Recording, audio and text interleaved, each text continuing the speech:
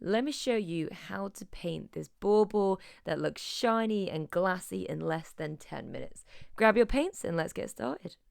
Tim, you're going to grab something round because why make life hard for yourself? So I use my masking tape. Draw around this. It's a nice big size. You don't want it too small.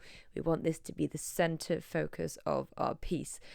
Try not to press too hard with your pencil. You want it to be really light so it's not standing out in your watercolors.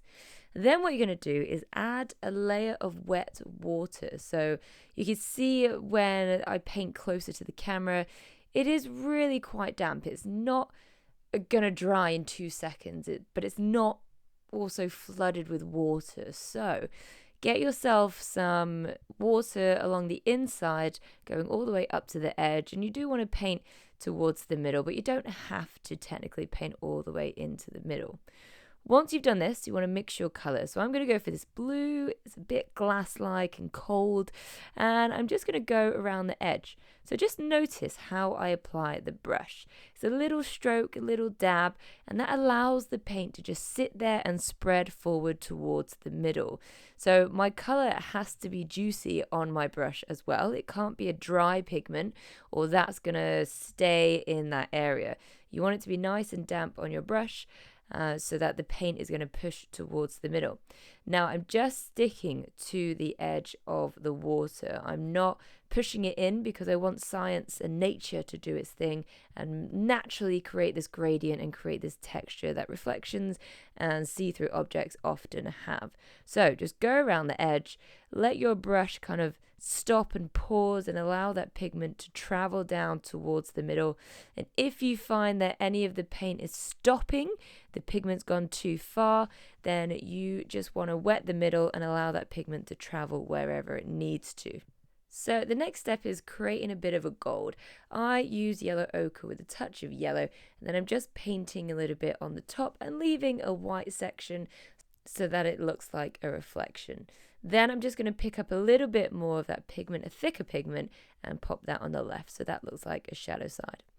Next, I am going to make a bit of a green/blue, so I'm mixing my green and my blue together, and I want to add a little bit of foliage. So first of all, my paint underneath has to be dry. I don't want this to bleed or blend anywhere. I want a completely dry base, and then I'm creating this holly. So think of it as a swimming costume. You want to do the groin area, the waist, and then it's a bit of an alter neck on the top. So maybe practice this separately on a piece of paper first before you commit it to your bauble. And you might decide, actually, I don't want to do holly at all. Totally up to you, but I think it looks quite nice on this. You can also go for a different color green. And dark green looks quite nice, but I didn't want to go too close to the bauble color. So next, I'm going to try something a little bit more different. I am going to go for starting with a stem. So I'm going backwards, and then I'm using my brush as a dab to try and get these leaves. So the thinnest part of my brush is touching the stem, and then I push down on the handle so that it creates a wider section for the leaf down at the bottom. Again, this one I would try separately on a piece of card just so you can practice how to do it. If it looks too fat, it means you're not getting that skinny line at the end of your brush. And if it's not going fat at all, it means you're not pushing down hard enough. Next, I'm going to add a few berries. So I've gone for a dark red and I'm drawing a circle, leaving a little bit of white. Again, this looks like a bit of reflection. It's really simple, really quick to do. And feel free again to practice this on a piece of paper at the side. Now, it looks okay, but I feel like I could add a little bit more. So I'm going to take this space in the middle and add, I don't really know what it is, but I've seen these everywhere. They look so good. So it's like a little bit of hay, a little bit of grass.